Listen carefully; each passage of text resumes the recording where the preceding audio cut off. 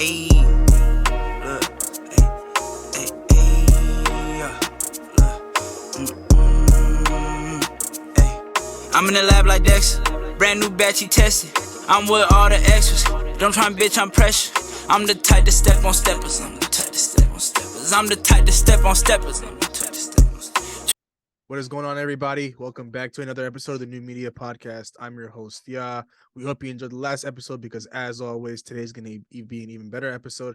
I got the whole crew with me. Everybody's in the house today, and Game 4 of the NBA 2023 NBA playoffs has officially been wrapped up. So, of course, we're going to go ahead and give a little bit of a recap and talk about what went down in each and every game. And, of course, we'll go ahead and dive into a discussion about whether or not we believe the NBA should look into fixing the charge rule, where it's been a pretty big issue as of late, especially in these playoffs.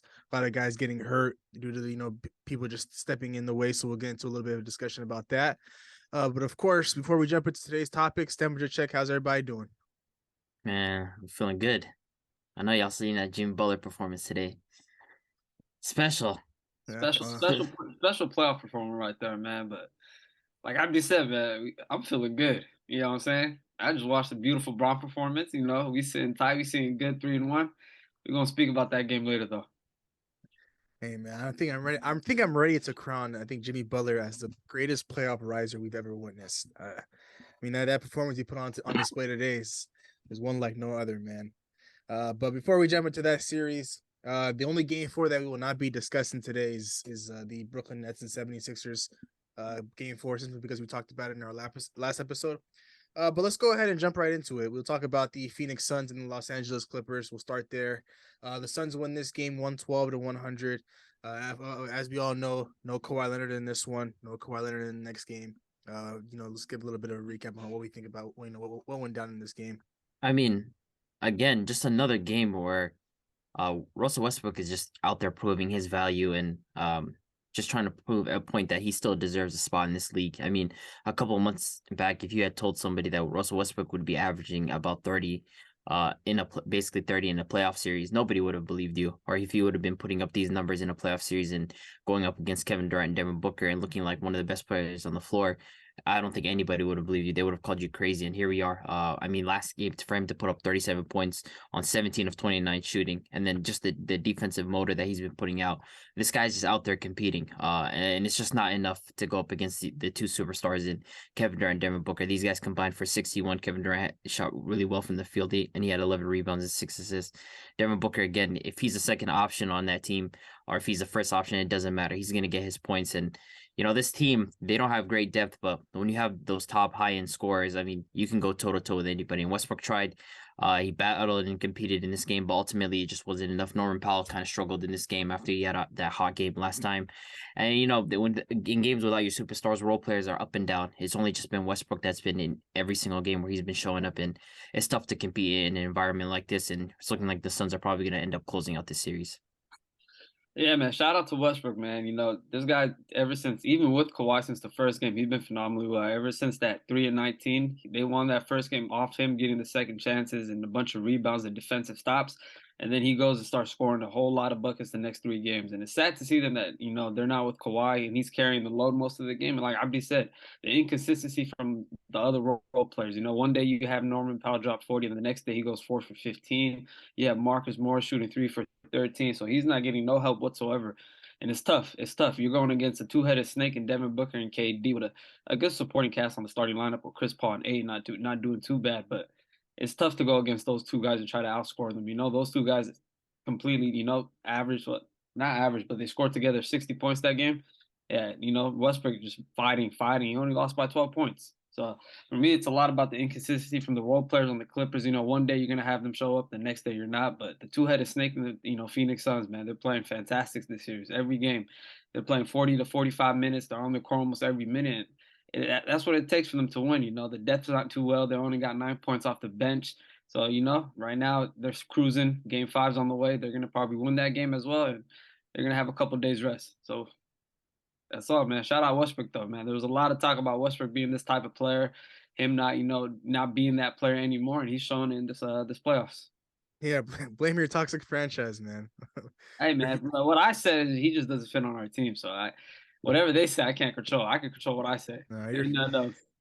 your fan base is extremely toxic, man, when it came to Russell Westbrook. But to be honest, there's not much to write home about this one. I mean, Kevin Durant and Devin Booker, when they both combine for 30 points, it's gonna normally equal into wins.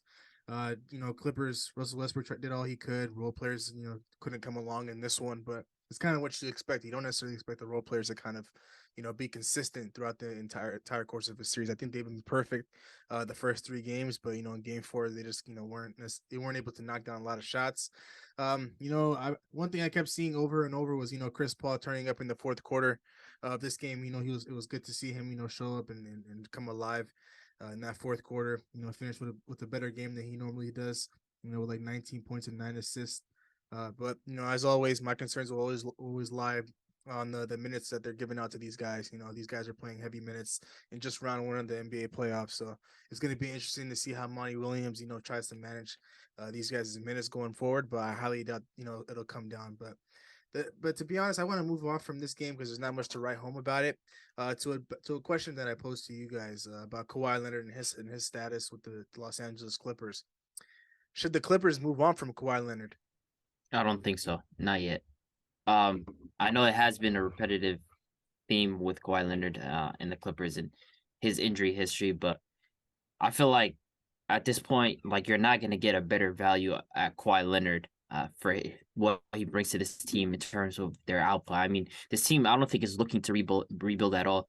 It seems like their plans are just to try to make a playoff push. And, of course, it sucks that every single year there's something new that comes up. The last time these guys were healthy was 2020, and, they ended up choking in that. But this team hasn't been able to find its footing in terms of health, but I'm just not ready to give up Kawhi Leonard. I feel like he's that player whenever he's on the court. It's just a matter of him just staying healthy. The question really should be about Paul George and whether they should move on from Paul George and look to get a star that's a little bit more consistent in terms of his health and what they bring. Because at the end of the day, I think the vision should be that Kawhi Leonard is the guy, and there should be a guy playing off of him. Even though I am a fan of Paul George, they could consider getting rid of Paul George and moving on from that because, you can't have 2 stars. I don't think they envisioned this. And, I can't really blame them for making that trade for Paul George. Of course, they ended up giving up Shea, who ironically now is a better player between him and Paul George at this point in their career. But, when you look at both of them, Paul George at the time, I think he played like 70 for the 4 years before that. It's almost like an average of 70 plus games every season. Then all of a sudden he's down here in Los Angeles and he's getting injured every single year. So I would consider moving on from Paul George, but I'm just not ready yet for them to move on from Kawhi Leonard. So This is Kawhi Leonard we're talking about. One healthy, one on court, top 5 player in the world, especially in the playoffs. This guy, he performs every game in the playoffs when he's healthy. So for me, I don't know if I would want to move on from Kawhi. I don't think they will get the package that they need back from Kawhi. But like I'd said, a guy like PG, he's just up there. Him getting injured as much as Kawhi is, he's missing crucial time. He's missing playoff games. They haven't really played in the playoffs together since 2020. Ever since they choked in that 2020 playoffs. Other than that, they both missed a lot of time coming into postseason. So my question is, do they get rid of Paul George and try to surround Kawhi with more healthy stars, or one healthy star and some crucial pieces to put onto the team? But it's tough, man. It's tough. It's a tough going when both your players are getting hurt coming down into postseason and you can't play them, and you're put in a position to pick, hey, which guy should we keep? And it's like, hey, one guy misses this year, the next guy's gonna miss next year, and then both of them are gonna miss the year after. And it's like, you got a decision to make. Man, you got to pick the better player, and the better player is Kawhi Leonard. So for me, I'll keep Kawhi and just move on for PG. I mean, I feel like the Clippers wouldn't be in the wrong if they decided to move on from Kawhi Leonard. I think they should, to be honest, because you got to look at it from this perspective. It's like Paul George, of course, he has his injury history, but at the end of the day, it's kind of like who's more available to me at this current moment. And as of right now, both of them aren't available.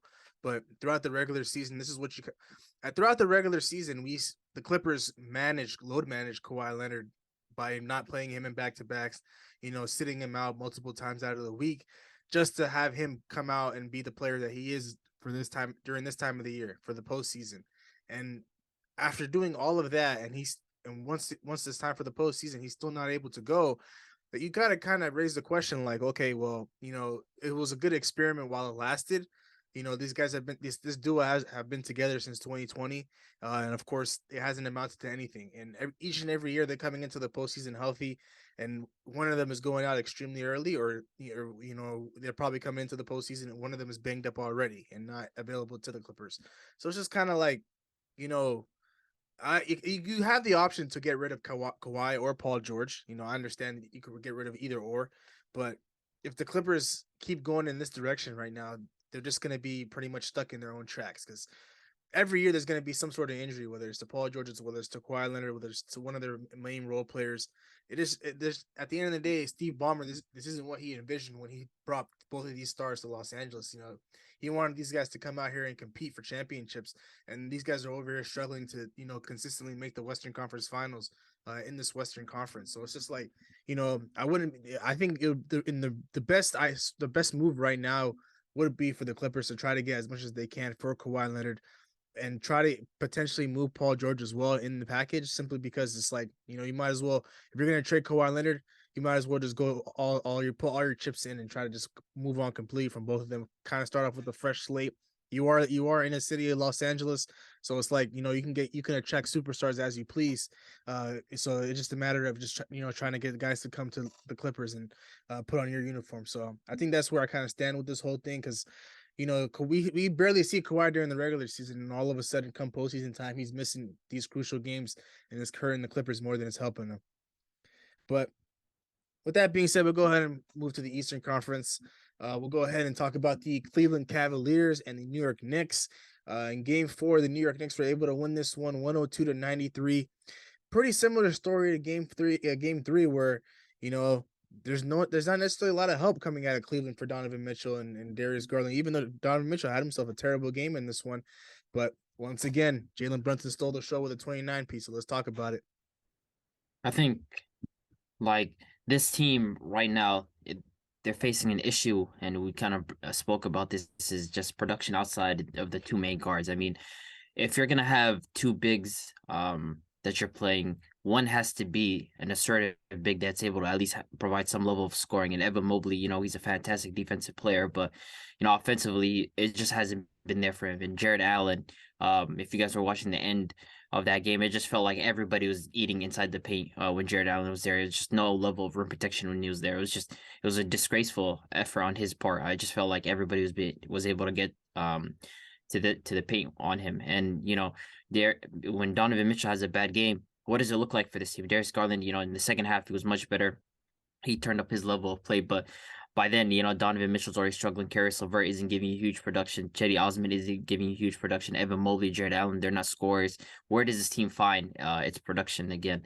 Jalen Brunson, again, fantastic in closing out this game. He's been poised, and it might be back-to-back years where he sent Donovan Mitchell home, and he's looked like the better player on the floor between the both of them. But Donovan Mitchell, I can't criticize him too much. This is his first bad game in the series. I feel like he's been productive when he's been on the court. He's been their main scorer and their main go-to guy, and so he had a bad game, but I'm not going to be too harsh on him. I expect him to show up in this next game, but I feel like one of the guys that aren't getting highlighted enough in the series is Mitchell Robinson. I mean, I feel like he's done a fantastic job against Jared Allen and Evan Mobley. He's just absolutely just been a menace on the offensive glass and finishing off plays, and just been a huge shot blocker. So he's definitely a guy that I have to give some credit towards. And also another guy that showed up in the last game who is a guy that I criticize a lot, RJ Barrett. In the last two games, he has shown up for the New York Knicks. They needed this level of production, and Julius Randle, it just hasn't been there for Julius Randle, man. Averaging 14 points, struggling really, really bad in getting off his shot. He has been aggressive, but it just hasn't been there for him. Evan Mobley, there is a fantastic defender. It's hard to get your game off against him, but they needed somebody to show up and fill the gaps. And RJ Barrett and Josh Hart, especially Josh Hart, man, he's just a fantastic role player. Always going in for rebounds, grabbing the boards, hitting his outside shots, playing great defense. So the Knicks are in control of the series, and it's in their hands. The Cleveland Cavaliers, they got to show up, or else it's over, man. Yeah, I mean, there's a whole lot of for the physicality factor that doesn't sit right with Jared Allen and Mobley. They're getting abused on the boards just by Mitchell Robinson by himself. We don't even got to include Julius Randle. Like yesterday, that game, they lost 33-47 on the rebounds, and Jared Allen ended up with 4 rebounds. Like my 7-foot center has ended up with 4 rebounds, and it's kind of embarrassing. He's playing 40 minutes a game. So, Mitchell, bad game from him. Garland didn't really start going into the second half, and man, talk about Jalen Brunson. Hey, there's another game where he's just hooping and taking over the team. And I called it. I think Jalen Brunson is the best New York player, and I really do still believe that because when it comes to the big time and big shots, we know who's gonna have the ball in his hand. It's gonna be him, not Julius Randle. And Julius Randle has just been struggling on the offensive side of the ball this series a whole lot. We talked about him 8 for 17, 2 for 12, another 8 for 20 game, and then 3 for 10. He's been playing horrible in the series, and they're still up 3-1, and that comes from guys on the role player side like what's his face, Josh Hart, R.J. Barrett finally showing up, Mitchell Robinson having another double this game, and their role players are showing up not compared to the Cleveland Cavalier role players. So Mitchell, he's been playing fantastic this series, but he had a bad shooting game. He went 5 for 18. He needs to show up every game. He needs to be that polished star where it's every game he can be their best player. And sometimes that hasn't showed up in the losses. One game he ended up with 17 points. Another game that he lost, he ended up with 22 points. So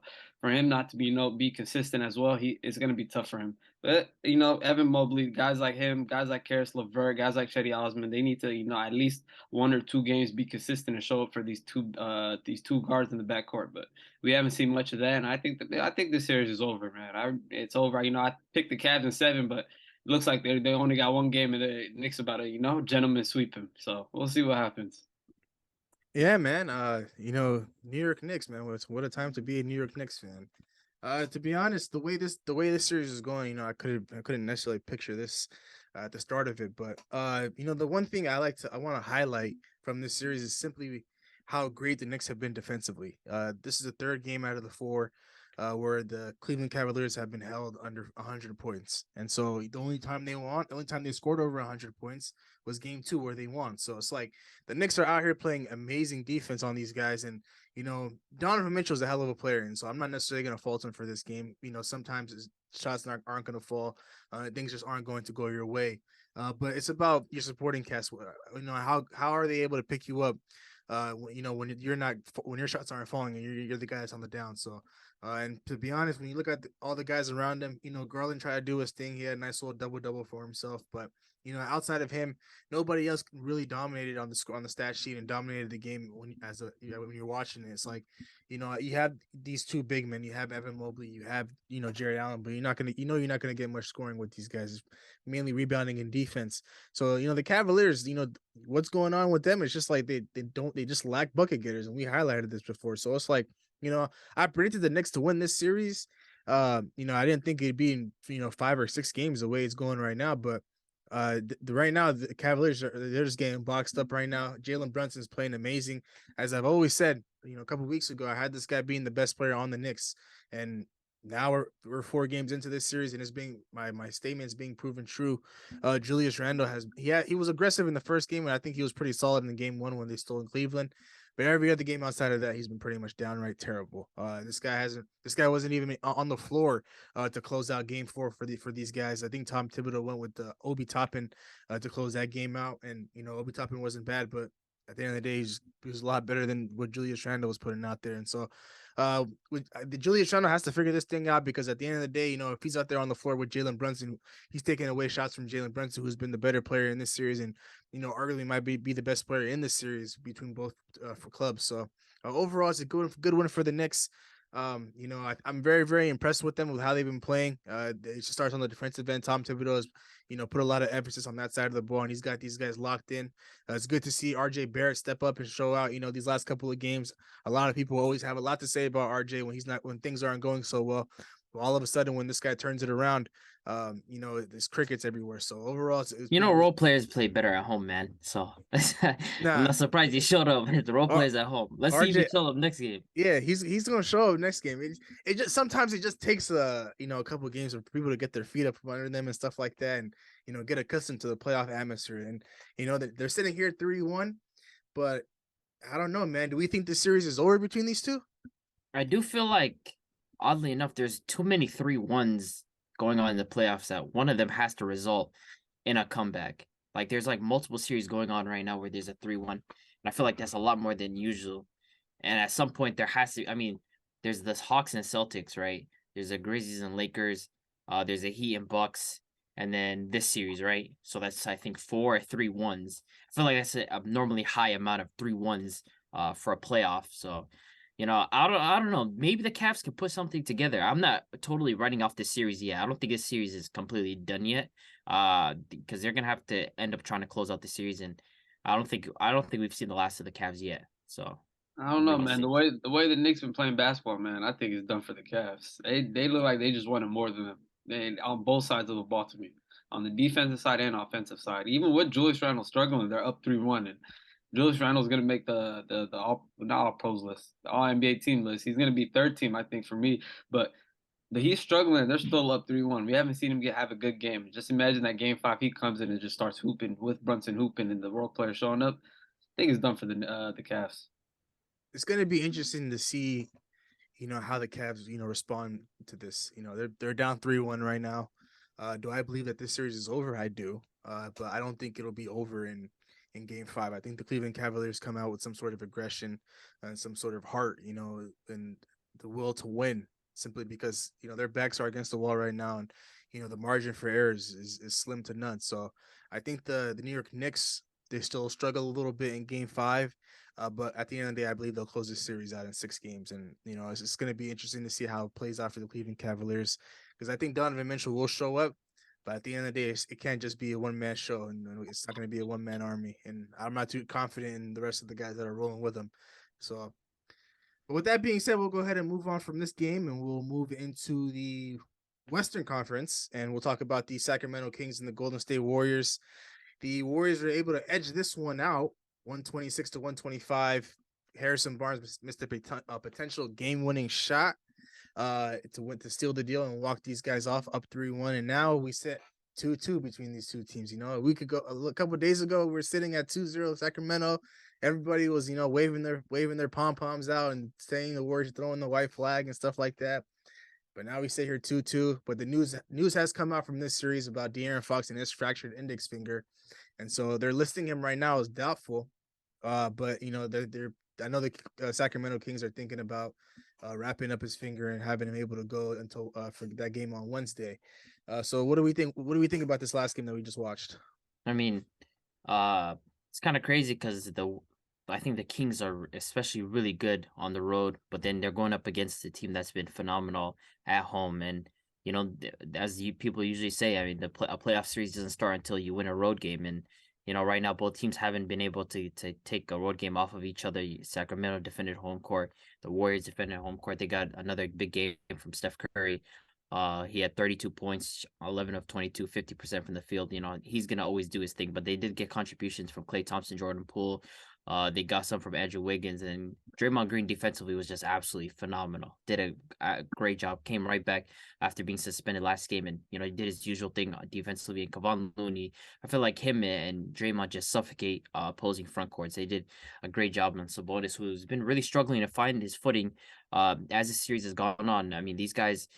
They finally understand that he's gonna play extremely physical against us, so we just have to match that level of physicality. And Sabonis hasn't been able to get to his game, and on defensively, it feels like every time Sabonis is in the game, the Warriors go on a run. When he goes out and Alex Len comes in, the Kings are able to find some sort of a scoring ability. They're able to get into their actions defensively. They're not as bad. They don't get punished. And right now, the Kings can take away something, which is Keegan Murray finally finding his feet in this series. I feel like he did a great job last game in terms of his scoring. He was comfortable hitting threes and in isolation, but other than that, it was just him and De'Aaron Fox last game. I mean, Kevin Huerter, Joe Harris 2.0. This guy, he hasn't been able to get his shots off at all, and that's my biggest problem with these movement shooters in the playoffs is they don't have any secondary skill to lean on, and when they're not able to get into their sets and they're not able to get into these dribble handoff actions, and part of that is because the Warriors don't respect Sabonis' mid-range scoring. They don't respect his scoring. They're waiting for him to come off the paint, so all they're simply doing is they're backing away from Sabonis and just getting ready to play drop coverage on Kevin Huerter because they're having a guy chase him around the screen, forcing him to not try to pull up, and he has to get closer, and then the guy's already waiting the paint for him. So, Sabonis has to be able to find a way to punish the Warriors front court and has to be able to score. And De'Aaron Fox, as usual, he's always going to be phenomenal. But this news about his fractured index finger, it sucks if you're a Kings fan. I do think that De'Aaron Fox is tough enough. He's gonna try to give it a go, but we'll have to wait and see how it affects him. And I feel like, it was the experience that last game that led down in those last 4 minutes where Monk, 18 seconds on the clock, he goes, runs in, throws up a layup, and complains about a foul, doesn't get back on defense, gets scored on. And then the same with Fox, 18 seconds on the clock, he goes up, takes a dumb layup against three people, doesn't score, and they get back and score again. And then Harrison Barnes with 17 seconds left on the shot clock, throws up a three where they could get into their offense, and it was a break. So for me, it was a lot of the experience of going down. The Warriors slowed the game down in that fourth quarter. Draymond played some fantastic defense, made a couple turnovers, forced Sabonis to try to play physical. Sabonis Draymond got the good of him. But for me, Curry, Klay Thompson, Wiggins, Jordan Poole, all of them in double digits, man. They balled out. They came in with an objective. They said that we don't want to lose on home court, and they didn't lose on home court, man. And it's tough, Fox, the guy that, is their go-to player, one of the most clutchest fourth quarter players, is coming in with a fractured finger. We don't know if he's going to play or not, but that's going to be a big loss if he doesn't touch the court, man. So, Keegan Murray did ball out. I've already spoke about Kevin Huerter. He's been having a horrible, horrible series. And, Davion Mitchell had an okay game. And Malik Monk, he had an okay game, but shot horrendous. He shot like 5 for 16. He wasn't shooting too well off the bench. But, certain guys, they got to slow the game down when it comes to that type of aspect. Late game, very close game, and they're rushing buckets. They're not getting to their half-court sets, and it's tough. It's tough, And then that last possession, I feel like it was a great defensive play by Curry, good help by Draymond. And Harrison Barnes, man, like Draymond and Curry looked at it, man. We already seen this. We seen this tape before. After Harrison Barnes missed that three, they know since 2016, man. The guy's not a good shooter, and they lived with it. So he missed a good contested shot, but it was a good look at the rim, man. And it's tough, going game 5 back at Sacramento. Warriors, one of the worst teams on the road. It's gonna be tough if Fox doesn't play, man. I feel like it's gonna be an easy one for the Warriors, And I'd be mentioning it too, Sabonis. They're letting him sit mid range with nobody on him. He has that free mid range shot, and it looks different to me because in Indiana days he would actually shoot that, but now when he's coming to Sacramento, he's not taking that shot anymore. So now the Warriors, I feel like they figured him out lately. They're not going to let him try to play bully ball, swing his elbows in the paint, try to force himself to get layups and free throws. And then there goes a lot to Draymond and Kevon Looney. They've been playing fantastic on him. So it's good to see that the Warriors, defended home court. Hopefully Fox is back, but finger issue like that, it's going to be tough. Yeah, see, I think you guys highlighted pretty much everything I was gonna say. I think, but the main thing that I took away from this game was, how big of a problem is Sabonis for this Kings team? Because I feel like whenever I watch these games, they do better with him off the floor. Alex Len gives him a different look. They're not able to run a lot of high pick and roll action.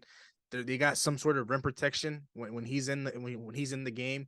It allows the Warriors. It disrupts the Warriors' offense a lot, and it's just like Sabonis.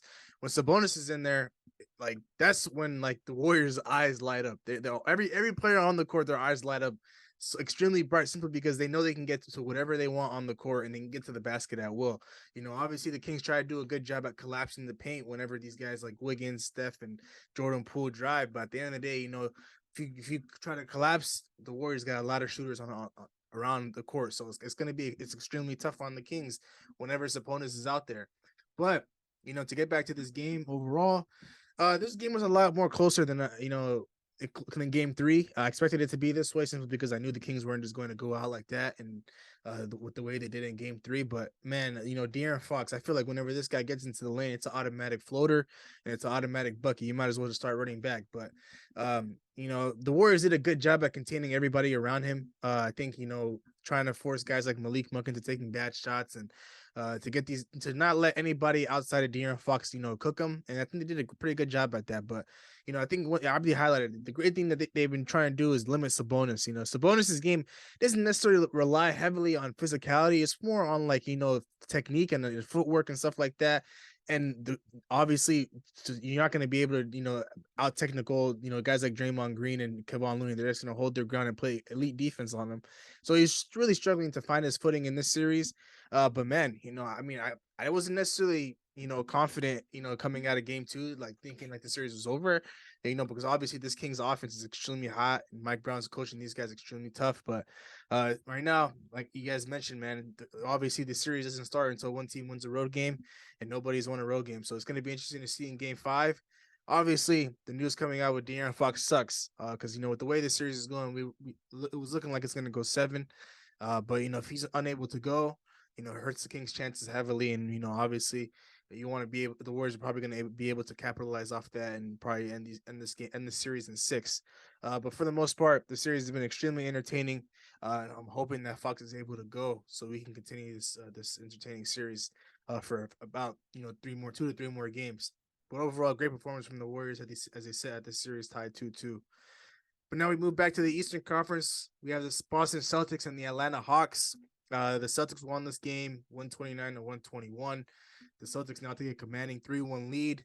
What do we think? We kind of talked about this guy being quiet coming in to this series. He's been having a decent series on overall, but we felt like he was being a bit quiet. But Jaylen Brown, they needed this level of production from him.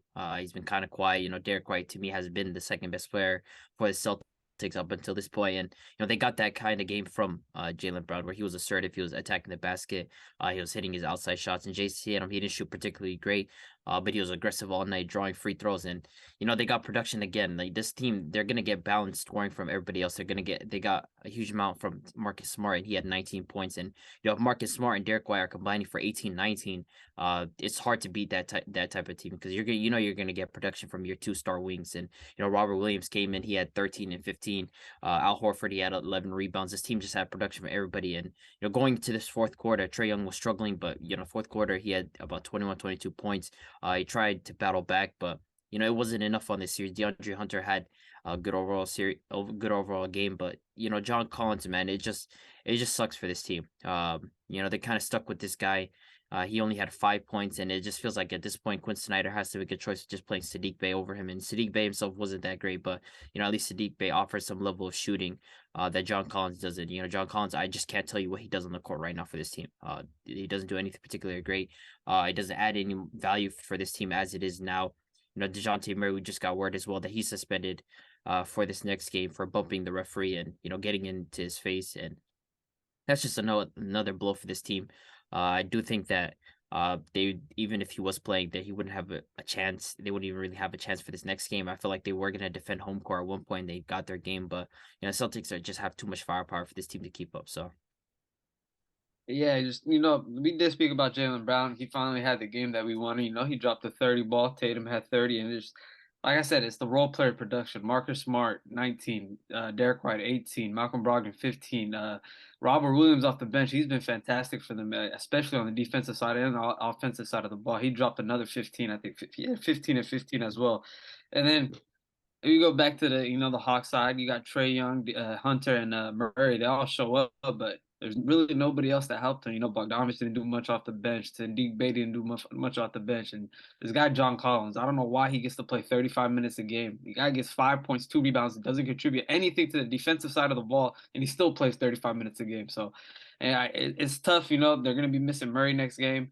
But this Boston team, man, they're depth, the role players, everybody just they know how to play together. They play well balanced, and it's the team that went to the finals last year, and then right now they're playing fantastic. So Tatum really didn't shoot well, but everybody else contributing. They're 30 from your 2 stars, and everybody else scoring 15 to 18. It's amazing to see from that side of the ball. And Atlanta, next game it's just going to be Trae Young. They're gonna try to attack him. They're gonna try to double him. He doesn't have his other backcourt guard. They're gonna go after Trae Young. They're in Boston. It's gonna be a tough game for him, and I feel like it's gonna be a blowout coming up next game. It's gonna be a big blowout, especially when they have nobody else contributing consistently off the bench or on the starting lineup. So, yeah, I feel like this series is over with. Hey man, you might as well close the curtains and wrap this thing up, man. The Atlanta Hawks put up their fight, but we all knew this was gonna end in either 4 or 5, nothing more than that.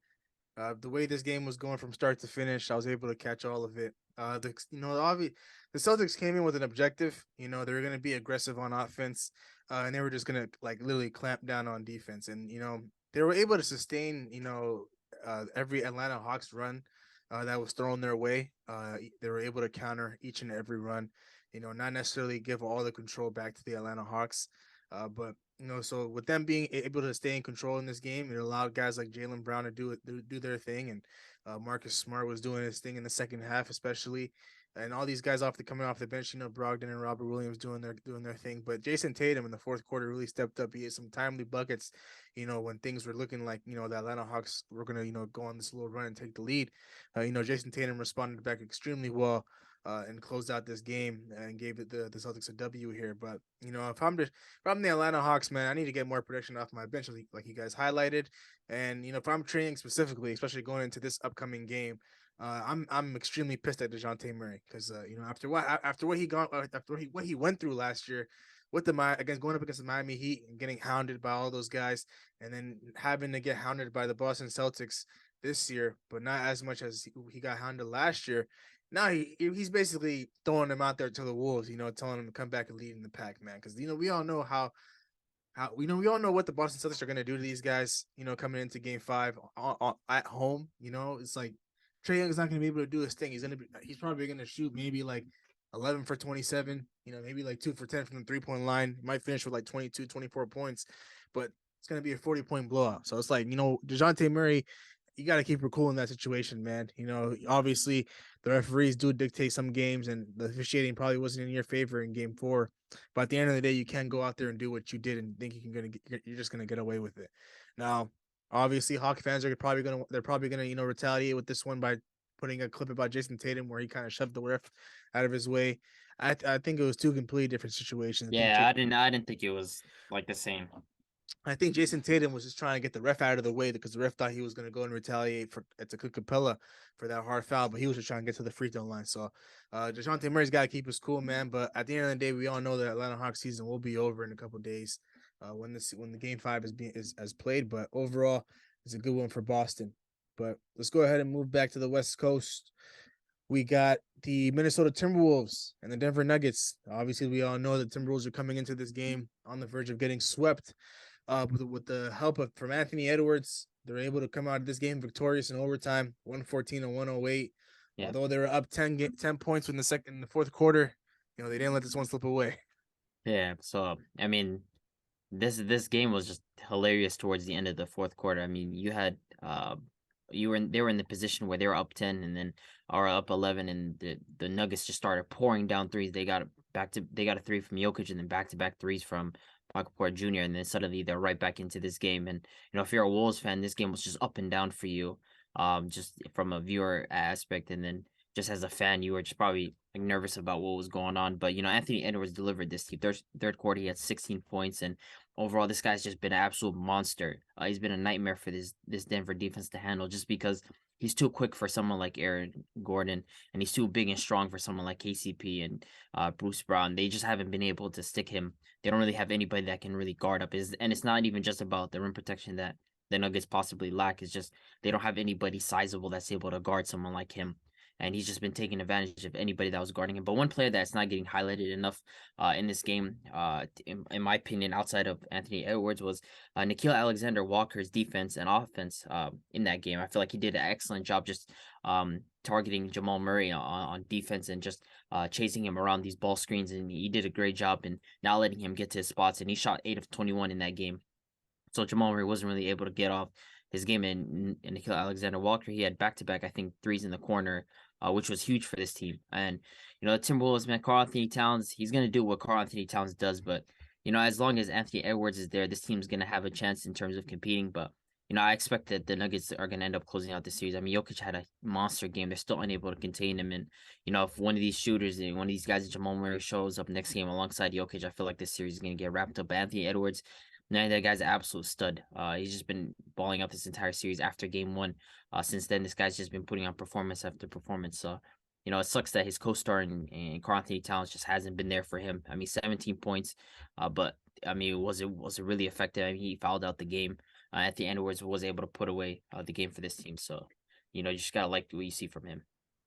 Man, Ant-Man, that guy's a superstar, man. 3 games in a row. What we seen? 34, 36, 41.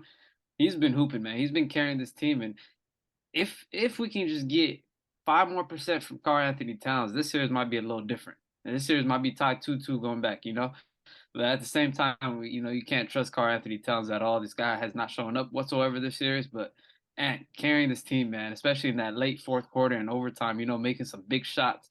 That last, they're up 11 points and they kind of got a little risky on defense. They didn't, play defense. They weren't making their shots, but they made it out the fourth quarter, made it into overtime, and Ant showed up again big time. So, claps for Anthony Edwards, but Jokic, one of the best players in the game today right now. He's big game. He had 43. I don't think he had a triple double again, if I'm not too sure. Nah, he did it, but 43, 6, and 11. Just hooped. We expected one of these games from him. And like Abdi said, if Jamal Murray or one of these guys off the bench could hit their shots, and if I feel like MPJ should have been more involved in that late fourth quarter overtime. He did hit some two big threes, but he didn't get looked at whatsoever in overtime. They didn't run no plays for him. He didn't get no shots in that overtime. And that goes back to Mike Malone. You got to go to your big shot guys, and he didn't rely on MPJ in the overtime, and it kind of affected him. But Jokic, what a hooper! And yeah, I do expect the Nuggets to close this out probably next game, but. And you can't count him out. He said that in the locker room the other day, down 3-0. Don't count us out yet. And he got one game back, but we'll see what happens next game. Jamal Murray shot 8 for 21, and Abby spoke about Nickeil Alexander-Walker chasing him off screens, being in his body, and just being everywhere in his face. So he made him a little frustrated, and it paid off. But Karl Anthony Towns got to show up next game if these guys want a chance. If they want to go back to Minnesota, Towns has to be up there with Ant and scoring, and he has to be on the court, not fouling out. So it was a good one for them. They got showings from Mike Conley. Gobert had an okay game, but Ant was the difference maker. Yeah, man. I mean, the one takeaway that I took from this game was simply, how aggressive Jamal Murray wasn't in this game. Obviously, when shots aren't falling, you don't necessarily want to stand there and just kind of go through the motions and just be a decoy. It was just disappointing to see. Obviously, we came on here after he had that one big game and talked about how much of a playoff riser he is, and then for him to come out in this game and basically not be aggressive in that second half. It's like he had 2 layups that I recall in overtime, but it's like he did pretty much nothing after that. Obviously, the shot wasn't falling, but you want to still be aggressive and still impact the game in other ways if your shot's not falling. And I think this game was just pretty much carried on the likes of Jokic's back. Michael Porter had some big shots down the stretch, but it was just too tough to overcome Anthony Edwards in this game. Obviously, this guy's been phenomenal throughout this series. Arguably the best player in this series. That's kind of crazy when you think about it in the series with him and Jokic. But man, the one thing that I've also taken away from this is his maturity and his mindset. It's like he post game, all he could do is rave about his teammates and how he was able to instill confidence in guys like Cat, guys like Nickeil Alexander-Walker, and not necessarily give him credit for what he just what he put out there on the court. And then, obviously in the post-game interview, I think he accomplished something where it's like 30-point games. He's like he scored like 5 30-point games in the postseason at a young age. And he's up there with guys like Kobe and LeBron. He's like, it's nice to be up there, but pretty much saying that he hasn't necessarily won anything. So, it's nice, but, obviously the main goal is to win a championship, and he hasn't accomplished that yet. And he knows that. And so he's, obviously his head's in the right space, for him to be that young and to be able to speak like that. It's good to see. But Timberwolves got away with this one with the way they closed out this fourth quarter, giving the Nuggets a chance. I think that doesn't happen in Game 5. I think the Nuggets probably take care of business at home. A lot of the role players, like Abdi said, they play better at home. I think they'll come along in that game. Jamal Murray will be a little bit better. Michael Porter will be a little bit better. Jokic doesn't necessarily have to have a 40-point outburst for them to win. And it'll just be just enough for these guys to advance to the second round. But overall, it was a good one for the Timberwolves. They escaped, getting swept. But there's still a lot more work to do if they want to climb back into this series. But now we'll go ahead and move on to going back to the Eastern Conference. Probably the best game we've watched, today. That's between the Milwaukee Bucks, the 1 seed, versus the Miami Heat, the 8 seed. And the Miami Heat were able to win this game 119-114 on the backs of Jimmy Butler, one of the greatest playoff risers we've seen. He had 56 points tonight, 9 rebounds, 2 assists, shooting 19 for 28 from the field. Giannis was able to come back in this game. He was able to put up 26 points, 10 rebounds, and 13 assists, so pretty much a triple-double, but just wasn't enough to win this game. But now the Miami Heat go up 3-1 in this series. So how concerned are we with the Milwaukee Bucks? Very, very, very concerned. I mean, we know, of course, there is context for us being up 3-1 in this series because of, the Giannis injuries that took place. And, Giannis he's a warrior. He's going to go out there and play, and he was playing today, and they had monster performances from Brook Lopez, who was just too big for this team to handle. I mean, nobody could have stopped him inside. It's just every possession felt like they were just doing a screen and roll between Giannis and Brook Lopez, and Brook Lopez would dive and it would just be a layup or a dunk or a lob. And Giannis did a phenomenal job in terms of his playmaking, but coming down in the fourth quarter, and just from the start of the game, Jimmy Butler was just playing on a different level. I mean, 20 points in the first quarter. He was just getting to his spot every single time. The pull-up jump shots, the free throws, the layups, everything that he was just doing offensively. I mean, the next score was Bam with 15 points, and he didn't particularly shoot great from the field in this game. So, this was just a single-handed effort by Jimmy Butler. I mean, the Bucks got contributions from their Brook Lopez and Giannis, but after that, Drew Holiday, a guy who it doesn't get spoken about enough. He gets put in a lot of discussions about being an underrated point guard, and a lot of people tend to praise him. But offensively in the playoffs, the last 3 years, I mean, if you look at this guy's numbers, they dip heavily in the playoffs. I mean, as a scorer, he tends to benefit off Giannis's gravity and tends to benefit off someone like Chris Middleton, who also struggled today, shooting 4 for 12. And Jimmy Butler in that fourth quarter, I mean, for the Bucks to be up 11 points with basically 5 minutes left, and Jimmy Butler to flip the entire game. And then I do want to praise Bam and Lowry's defense in that fourth quarter. They did have a couple great stops, and with I think Lowry stripped Drew Holiday, and then Bam got a stop on Giannis, and they were just at that point the momentum was just shifted in our way, and the Bucks, they have to be heavily concerned because they were in their minds, they were envisioning that right now they'd be coasting through this series and just getting ready to play the winner of New York and Cleveland, and right now they find themselves down 3-1. I mean, I'm not confident yet 100% to say that this series is over, because this is a number 1 seed going up against the 8th seed with the best player on the planet. But I don't like the excuses that are being handed out for Giannis in this game. I mean, fourth quarter, this guy only had 3 points and took only 3 field goal attempts. I mean, that's just not acceptable if you're trying to even out the series. So it's a great win in Jimmy Butler. I mean, what's there left to say about Jimmy Butler? I mean, 56 points in a playoff game is just absurd. It's probably one of the best performances we've ever seen. So all credits to him. Man, Jimmy Butler, man, that's probably one of the greatest playoff performances I witnessed. I'm pretty young, so I ain't witnessed a lot, but that 56 points, and to do it in the fashion he did it in, it's pretty crazy. This guy had 5 big shots, and where he came back, he just took him into the lead after those 2 threes, and the arena, he took the top off. I got to put respect on that, So, you got to speak about guys like Lowry, that defensively in the end, I felt like he came in, clutch. He made a couple big plays on the defensive side of the ball. He forced a couple turnovers, same as Bam. But like he said, Giannis had 26, 13, and 11, but he had 23, 13, and 11 entering the fourth quarter. And I felt like the defense, they just built a wall on him and forced him to make plays and decisions. And he was giving the ball up, and guys like Middleton, guys like Holiday were not making their shots. And you need your playmates to step up, or you need to take over. In Casey, he did not do that. But Jimmy Butler, came in, started the game off with 20 points. Offensively, the team was not doing too well, and he was the one carrying the load most of the time. In fourth quarter, man, he just put on a show. So they're up 3-1 right now, going back to Milwaukee, and man, if they can play with the same intensity and get some help for Jimmy Butler, it could be a little different. And we might see that happen, So, shout out to Miami. They're up 3-1. I do hope they close out this series. This might be the series that Abdi spoke about earlier, that, hey, all these 3-1 teams, there got to be a comeback. This might be the series, but who knows? So are you concerned, or you don't sound too concerned? I'm not concerned. I think Miami wins in 6. Okay. I think they win in 6. The game where Giannis came back and he just goes no show in the fourth, and Jimmy does what Jimmy does in the playoffs, and you need those type of players, man. And I don't think Giannis can do that next game or the game after, but he'll probably get help from Drew Holiday this game. Chris Middleton probably step up the next game as well, but we'll see what happens. Yeah, man, I was watching this game for a little bit. I left in the fourth quarter, and next thing you know, I missed the Jimmy Butler masterclass. But the way this game was going, it was just pretty much him that had it going.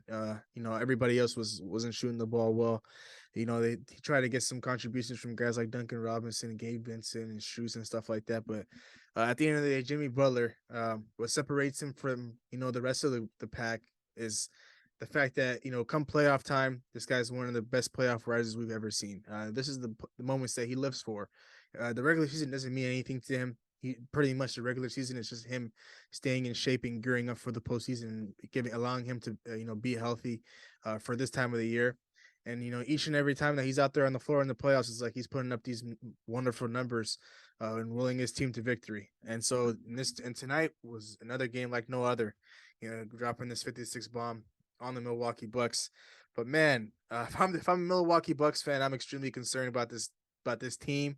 I'm extremely concerned in this series, simply because Giannis came back and you still weren't able to win this game. It's like obviously you had the excuse card in the back of your hand, and you're like, okay, well, we don't have our best player on the floor, and we're sitting here at a 2-1 deficit. Not the end of the world, but if we get Giannis back and we just slot him back into the lineup, everything's gonna be just fine. But that just wasn't the case after tonight's game. Miami Heat, they were able to do a hell of a job at protecting the paint for Giannis and forcing him to become the playmaker. Obviously he finished with a triple double. A lot of the guys around him were hitting their shots, but at the end of the day, it's kind of like you need Giannis, the guy who's the leader of this team, to close this thing out. And I feel like he wasn't able to do that in this game. Like Abdi highlighted, only taking a couple shots in the fourth quarter. It's unacceptable from the best player on the planet. You can't necessarily go out there and do that.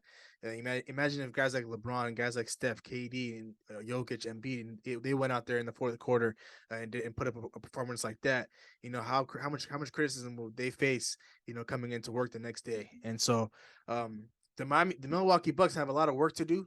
They got to go ahead and clean a lot of things up. Drew Holiday has to be better. Chris Middleton has to be better. Don't necessarily expect Brook Lopez to have a performance like that. And at the end of the day, this all falls back on Giannis. Giannis has to be able to match, Jimmy Butler's output. Whatever Jimmy Butler's putting up, Giannis has to be able to match that. And the role players have to come along extremely well. At the end of the day, now your backs are against the wall. You're down 3-1. What is your team made of? You're the 1 seed in the Eastern Conference for a reason, right? You got to be able to go out there and show us, what you're made of. And also coaching plays a big role in this whole thing. I feel like Mike Budenholzer hasn't done a good job coaching this team. I think Big H was ahead of the curve, highlighting him in our couple episodes ago when we talked about, coaches under the most pressure. But this guy hasn't been good whatsoever. I think Eric Spoelstra's done a hell of a job out coaching him. We all know how great of a coach Spo is. So it's no surprise there. But overall,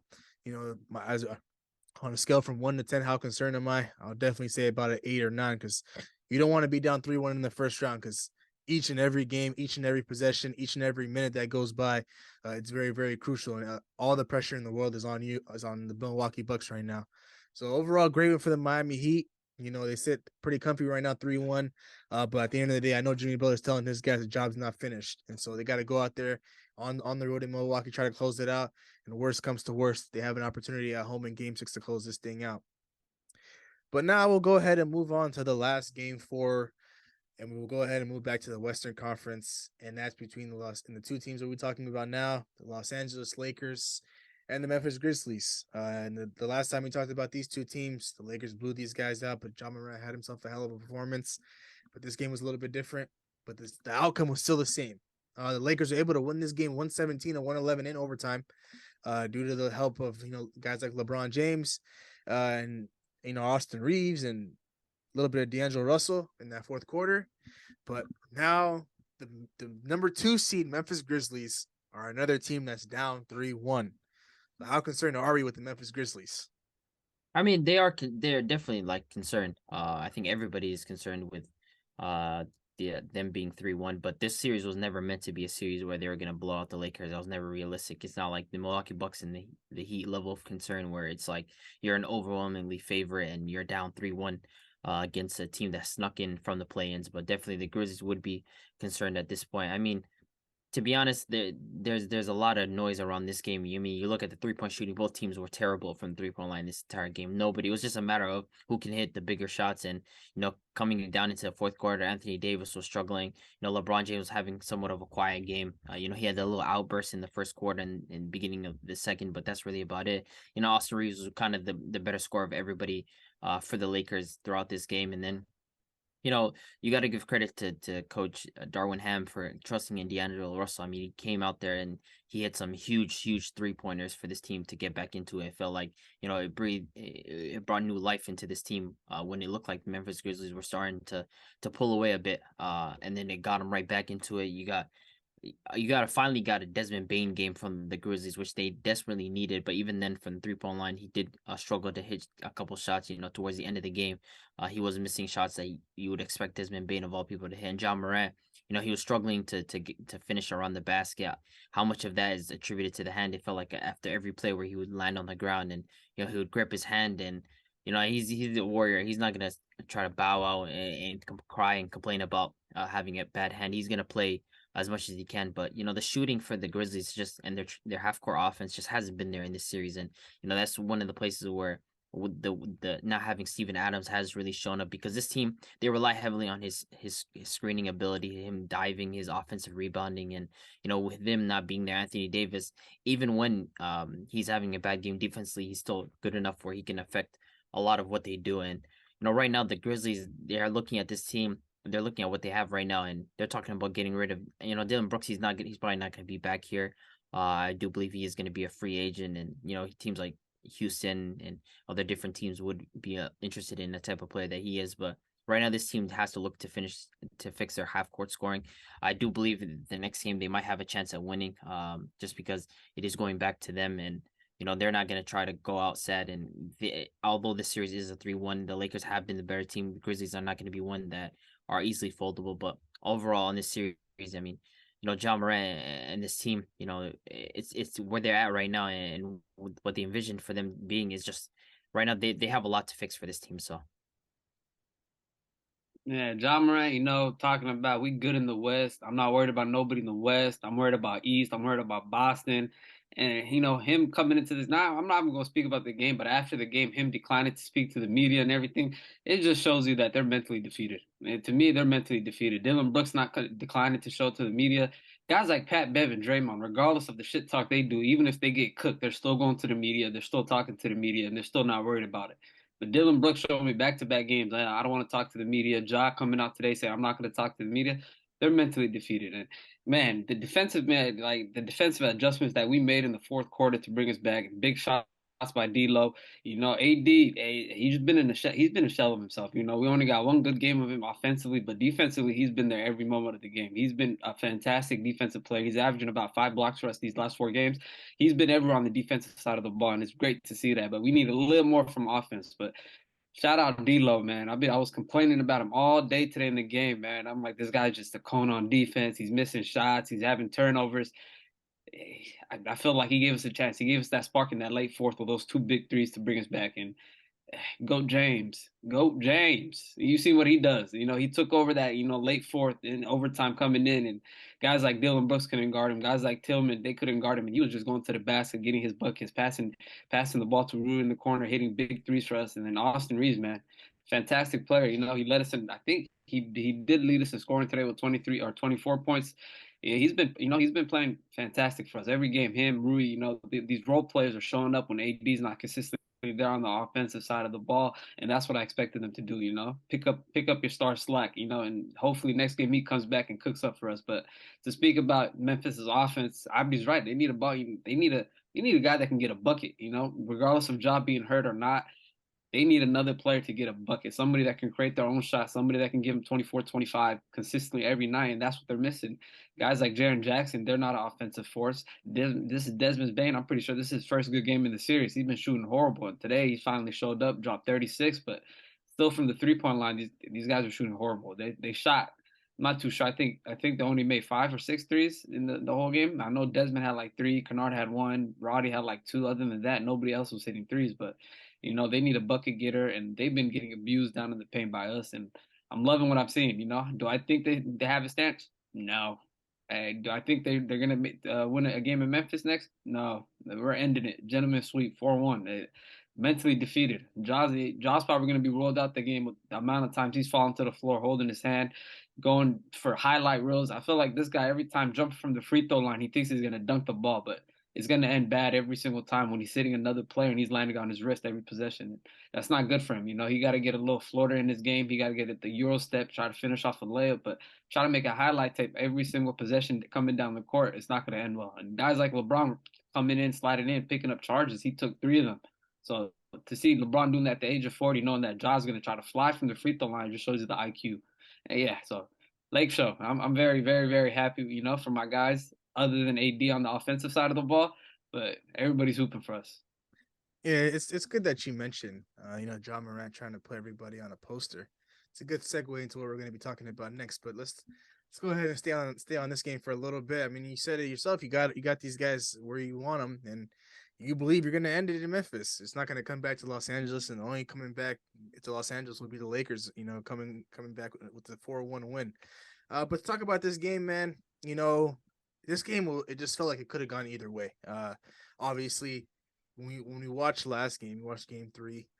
Outside of that first quarter, the Memphis Grizzlies were pretty well. They played great in quarters 2 through 4, but since they started off so bad in that first quarter, they couldn't really just overcome that. And I feel like in this game they were pretty solid from start to finish.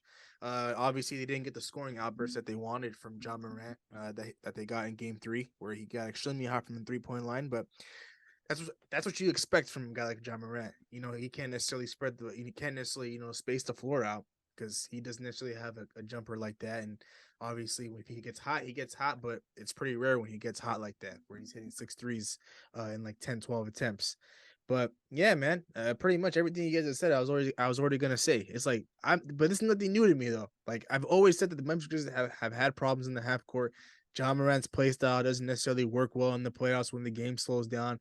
You're not flying. You're not the ability not to be able to fly up and down the court, and you're really gonna have to run a lot of sets. The Grizzlies don't do that. A lot of their game in the regular season, relies on them, flying up and down the court.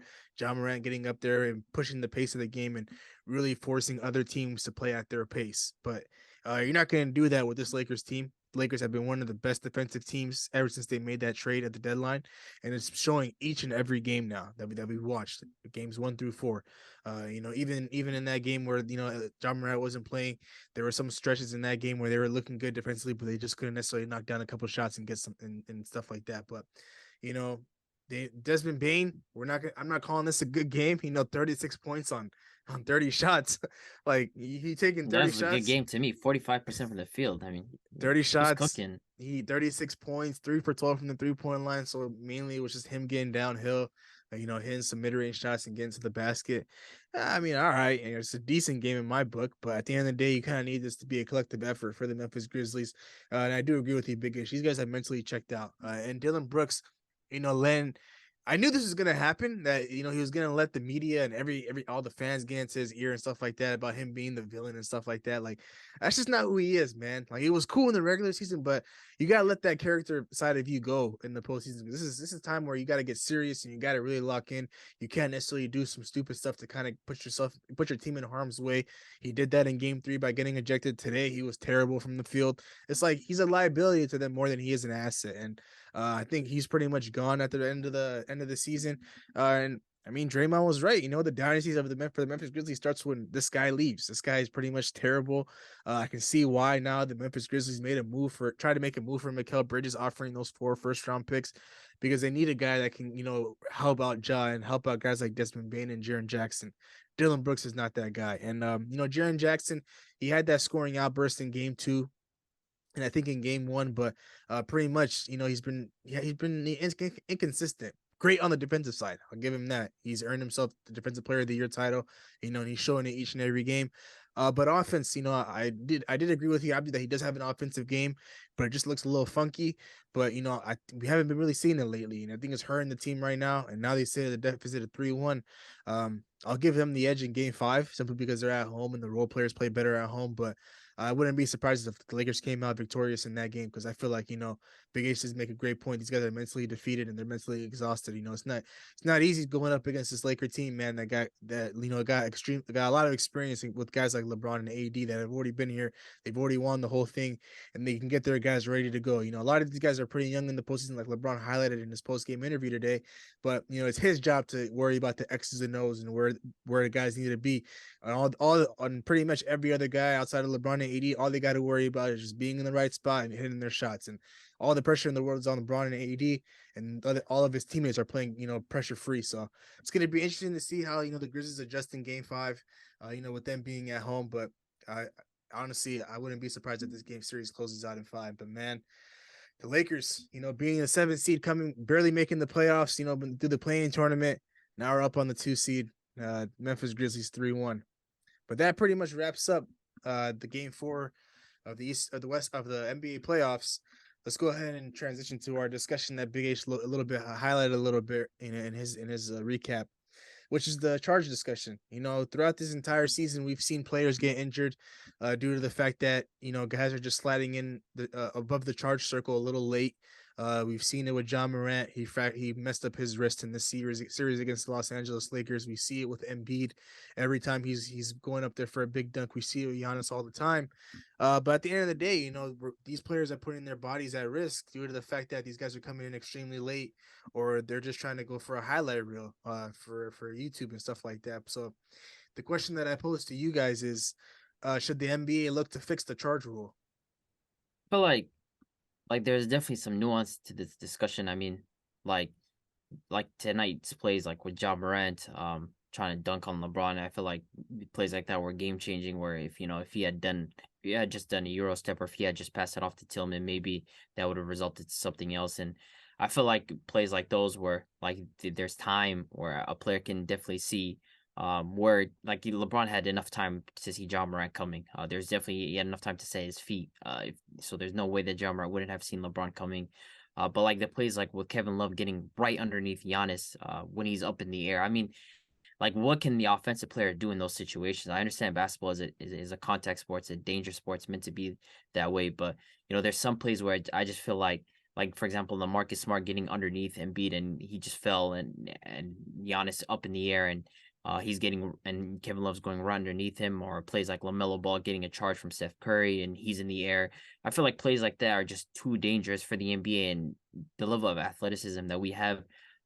There should be some sort of discussion about at least extending the charge circle, giving some guys some space in terms of where they get off, because there's like a fine balance between you're actually setting like a legal charge and everything versus just like you're getting right underneath the guy and he has no control of his momentum in the air and he's going to fall down hard. And, the NBA, they have to protect their assets. These are their star players. It's usually guys like that that are the highly athletic players that are getting up in the air, and they're the ones that are ending up injuring. So I feel like there should be a discussion about at least extending the charge circle, or doing something where like plays like that can be seen as like flagrants where they're just sliding right underneath, because there's no way a guy like Giannis should be flying 8 feet in the air right on his backside. So even if they do extend the line a little bit further, I promise you, John Morant's going to try to dunk from the 3-point line. It don't matter for him. That guy, he thinks about the highlight tape every single time he's coming down the corner. If he sees a one-on-one with a guy in the paint, he's jumping regardless of the situation. So I feel like guys like that, they already got their mind made up when they're coming into the paint. But guys like Giannis and guys like Embiid, bigger guys coming in and guys just coming in underneath them right away, and it's tough. It's tough because immediately it's like, is that the right call we can make? Is that a charge, or is that a foul on the guy taking the charge? But Giannis getting hurt off it and Embiid been hurt off it before. It's those guys. I feel like they deserve a chance to have opportunity. But guys like Ja, those high flyers that already jumping from the free throw line, I don't think they deserve a chance for them to move that. They're already coming in with the intent to make a highlight tape, like we've seen in the past against AD. He almost 1 foot in from the free throw line. AD slides in and he gets hurt off his hand. And then again with LeBron, LeBron clearly sees it from 10 feet out, and he still goes up and he gets a charge and he wants to complain about it right after. It's like, put a floater into your game, a teardrop, or Tillman was right there on that LeBron charge. He could have dumped it off and it would have been normal, but I don't know, man. It's pretty tough. Sometimes you got to award the guys giving the charges. Sometimes you got to make the right call and, give that the 2 free throws. I mean, to be honest, I think where I'm at with this whole thing is, I do believe that they gotta, push back that charging circle and move it a little bit back, simply because, we're not protecting. The NBA is not doing a good enough job at protecting its finishers. They do a pretty good job at protecting their shooters, where guys aren't able to land in the shooting space. We see it all the time where guys get 3 free throws or 4-point opportunities. But I feel like the energy is not the same when it comes to the finishers of the league. Guys like Ja, guys like Giannis, guys like Embiid and stuff like that. What is the NBA doing to protect those guys around the basket? So I feel like, yes, in some cases, some of these players do see that there's a guy standing there in the paint waiting for them.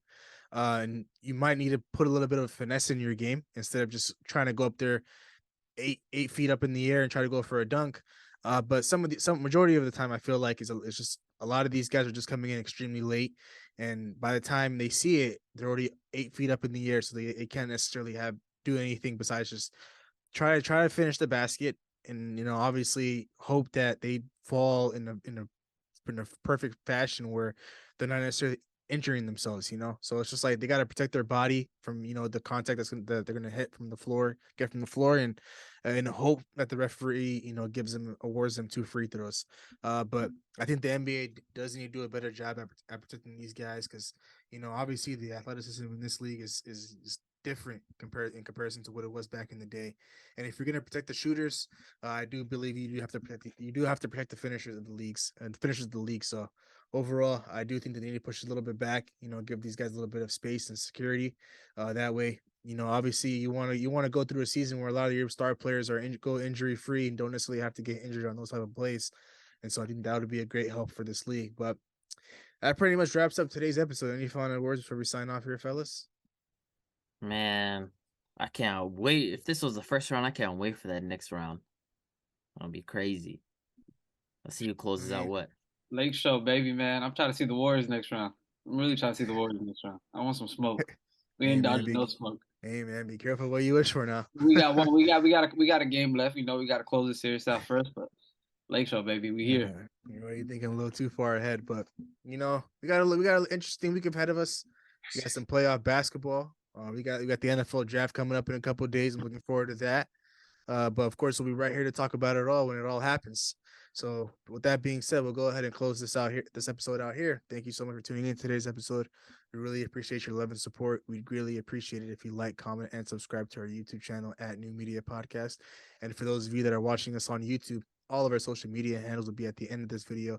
And if you're listening to us on Apple and Spotify, if you go to our Instagram page at New Media Podcast, you'll be able to navigate yourself to all of our social media handles there. So once again, thank you so much for tuning in. And of course, see you guys in the next one. Peace. Record a new hit, then we making us a film. Wouldn't sign a deal if I got a couple mil. Been in the lab, now they throwing out deals. Being out late, now that's overkill.